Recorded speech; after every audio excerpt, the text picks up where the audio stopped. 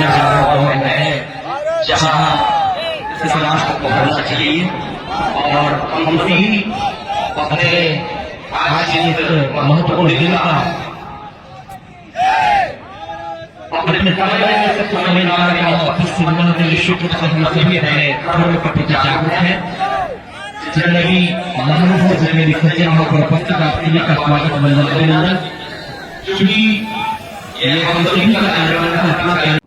आप जो संत रामपाल जी महाराज जी के अनुयायी यहाँ पे सभी लोग एकत्रित हुए हैं, तो इस आपका मुख्य उद्देश्य क्या है?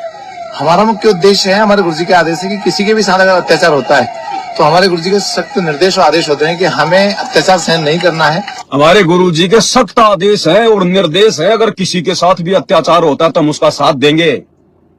अरे जाहिल आदमी, कहाँ है संत रामपाल जी के आदेश? जरा दिखा।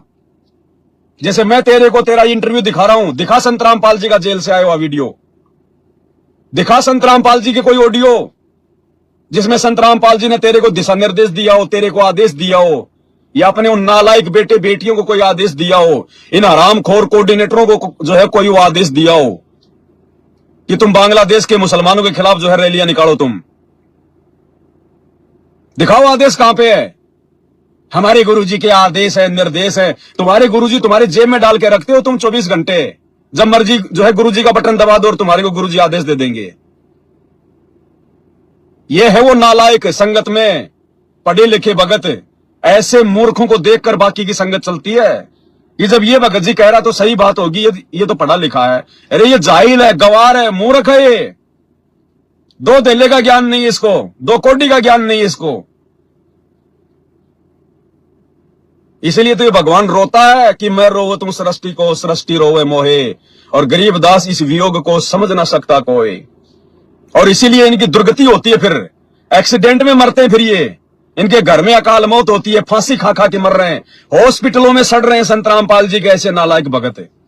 क्या करे वो परमात्मा? इसलिए तो कहा परमात्मा ने कि अनंत कोटि बाजी जहां मैंने रचे सकल ब्रह्मांड, और गरीब दास में क्या करूं यो काल करे जीव खंड। कि मैं इतना समर्थ भगवान हूं, मैंने सारी दुनिया रची है, लेकिन मैं क्या करूं, मेरे भक्तों का वो नामखंड करवा देता है ऐसे कुकर्म करवा के। आने वाले समय में जो हिंदू मुसलमान होना है, जिसकी रूपरेखा धीरे धीरे बनाई जा रही है, ये धीरेन्द्र शास्त्री जैसे ये और जो नालायक हैं, ये मुस्लिम जो वक्त बोर्ड वाले हैं, जो अज्ञानी है, जिनको ज्ञान नहीं है, हिंदू मुसलमानों के खिलाफ भोंक रहा है, मुसलमान हिंदुओं के खिलाफ भोंक रहा है। ये आने वाले समय में हिंदुस्तान में हिंदू मुस्लिम गृह युद्ध की शुरुआत हो रही है। ये रूपरेखा बनाई जा रही है। और आराम खोरो संत रामपाल जी के भक्तों, अरे मूर्खों, तुम क्यों इस आग में घी डाल रहे हो? तुम क्यों इस आग में घी डाल रहे हो? तुम क्यों फालतू में परमात्मा के दोषी बन रहे हो? ये तो अपनी मौत मरेंगे, तुम क्यों जबरदस्ती की मौत मर रहे हो? क्यों अपनी मर्यादा तोड़ रहे हो? फिर कहते हो संत रामपाल जी पूरे विश्व को एक करेंगे। अरे ऐसे मुसलमानों के खिलाफ खड़ा होके या हिंदुओं के खिलाफ खड़े होके क्या तुम पूरे विश्व को एक करोगे? तुम ज्ञान क्या कह रहा है, कौन से रास्ते पे जा रहे हैं?